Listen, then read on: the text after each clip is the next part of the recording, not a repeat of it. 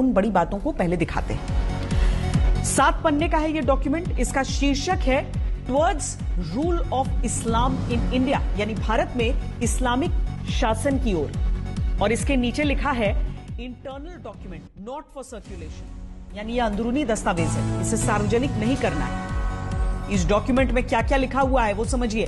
दूसरे पन्ने में लिखा है कि भारत में 9 जिलों में मुसलमानों की आबादी 75% से अधिक है। कभी भारत पर राज करने वाले मुसलमान दोयम दर्जे के नागरिक हैं। तीसरे पन्ने में लिखा है कि इनका ख्वाब है 2047 में मुस्लिम समुदाय के हाथ में भारत की सत्ता आएगी और इसके लिए इन्होंने खुद को 2047 का टारगेट दिया है। और यह दावा किया गया है कि अगर 10% मुस्लिम आबादी भी पीएफआई के साथ आ जाए तो बुज़दिल समुदाय को घुटने टेकने पर मजबूर कर दिया जाएगा। और भारत में इस्लामिक सत्ता स्थापित करने के लिए 4 चरण की प्लानिंग बताई गई। पहले चरण में मुसलमानों में एकजुटता बनाना, काडर का विस्तार करना, भारत के बजाय मुस्लिम पहचान स्थापित करना और तलवार या रॉड से हमले की ट्रेनिंग देनी होगी। इसे फिजिकल एजुकेशन यानी पीई कहा जाएगा।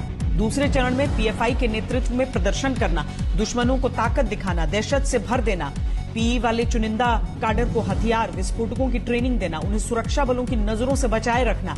इसके साथ ही राष्ट्रीय झंडा, संविधान और अंबेडकर के नाम का इस्तेमाल करना और विदेशों से फंडिंग का इंतजाम करना होगा, ऐसा इस दस्तावेज में लिखा है। इसके बाद तीसरे चरण की बात लिखी है जिसमें दलितों के साथ मिलकर हर स्तर पर चुनाव लड़ना, आरएसएस और दलितों के बीच दूरी पैदा करना, हथियार और विस्फोटक इकट्ठा करने की बात इसमें लिखी गई है।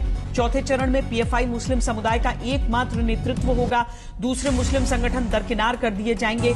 तब तक 50% दलित पिछड़ा जनजाति वोट बैंक साथ आ जाएगा, पार्टी राष्ट्रीय स्तर पर सत्ता में आ जाएगी।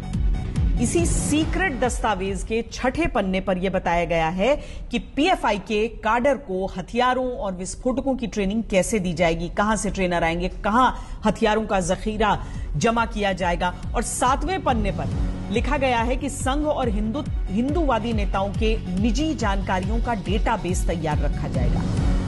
और सबसे आखिरी पन्ने में बाहरी मदद का जिक्र किया गया है। इसी में लिखा गया है कि अगर भारत से युद्ध की बारी आई और काडर कम पड़े तो तुर्की जैसे इस्लामी देश से मदद ली जाएगी। तो यही ये सीक्रेट दस्तावेज है